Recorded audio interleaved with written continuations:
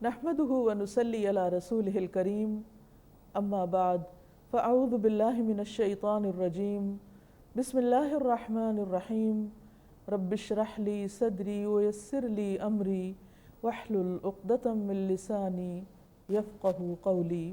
अस्सलामु अलैकुम व रहमतुल्लाहि व बरकातुहू। नाज़रीन, प्रोग्राम अल बयान के 12वें हिस्से के साथ आपकी खिदमत में फ़रहत हाशमी हाजिर है। आइए आज की आयात की तिलावत सुनते हैं।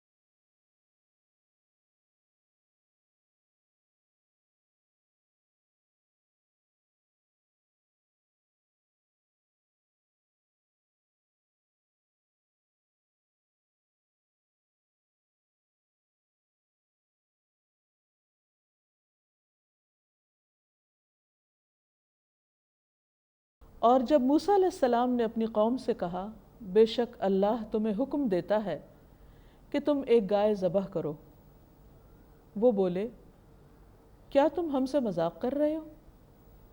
उसने कहा कि मैं इस बात से अल्लाह की पनाह मांगता हूँ कि मैं जाहिलों में से हो जाऊँ। उन्होंने कहा, तुम अपने रब से हमारे लिए दुआ करो कि वो हमें ये बताए कि वो गाय किस तरह की हो। मूसा अलैहिस्सलाम ने कहा, बेशक वो फरमाता है कि वो गाय ना तो बुढ़िया हो और ना बछिया, बल्कि इनके दरमियान की हो, यानी जवान। तो तुम वैसा ही करो जो तुम्हें हुक्म दिया जाता है। उन्होंने कहा, तुम अपने रब से हमारे लिए दुआ करो कि वो बयान कर दे कि उसका रंग कैसा हो।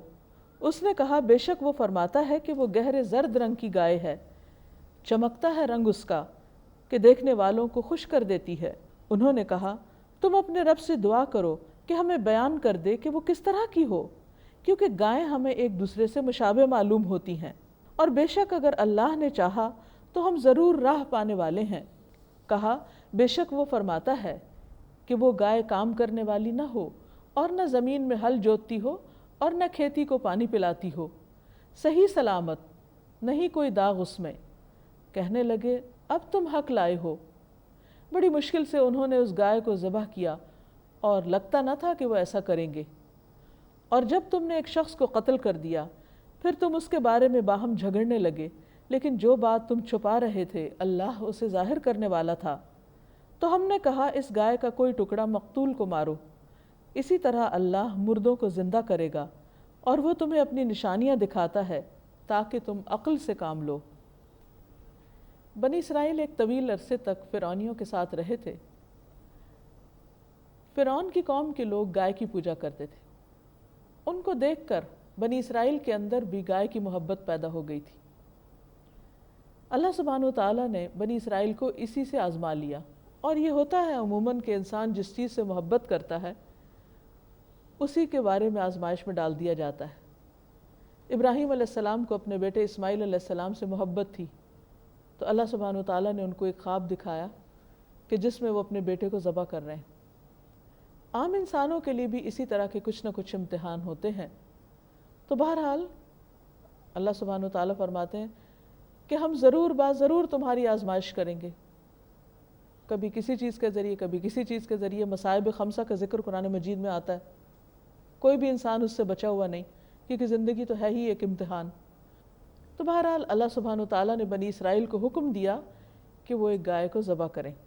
انہیں چاہیے تھا کہ حکم آیا ہے، سر تسلیم خم ہے، ذبح کر ڈالتے ہیں، لیکن چونکہ وہ ذبح کرنا نہیں چاہتے تھے، اس لیے انہوں نے طرح طرح کے سوالات کرنے شروع کر دیے، بال کی کھال اتارنے لگے۔ تو موسیٰ علیہ السلام نے اللہ سبحانہ وتعالیٰ کا پیغام قوم کو پہنچایا۔ وَإِذْ قَالَ مُوسَىٰ لِقَوْمِهِ، جب موسیٰ علیہ السلام نے اپنی قوم سے کہا، إِنَّ اللَّهَ يَأْمُرُكُمْ أَن تَذْبَحُوا بَقَرَةً، کہ بے شک اللہ تم کو حکم دیتا ہے کہ تم ایک گائے ذبح کر دو۔ تو بنی اسرائیل کے لیے بڑی حیران کن بات تھی کہ گائے ذبح کر دو۔ قالوا، وہ سب کہنے لگے، أَتَتَّخِذُنَا هُزُوًا، کیا تم ہمارا مذاق اڑا رہے ہو؟ Are you kidding? Are you sure؟ ہمیں گائے ذبح کرنی ہے؟ تو موسیٰ علیہ السلام نے کہا، قال اعوذ باللہ ان اکون من الجاہلین، کہ میں اللہ کی پناہ چاہتا ہوں کہ میں جاہلوں میں شمار ہوں، اور میں اللہ کے نام سے تمہیں کوئی ایسی بات کہوں جو اللہ نے فرمائی نہ ہو، اور تمہارا بے وجہ مذاق اڑاؤں۔ پیغمبر اپنی قوم کا مذاق نہیں اڑاتا۔ تو انہوں نے اس حکم کو سنجیدہ بنا کر پیش کیا کہ تمہیں ایسا کرنا ہوگا۔ جب بنی اسرائیل نے دیکھا کہ اب کوئی چارہ نہیں، کرنا ہی کرنا ہے، تو پھر کہنے لگے قالوا ادع لنا ربک، کہنے لگے اپنے رب سے دعا کرو۔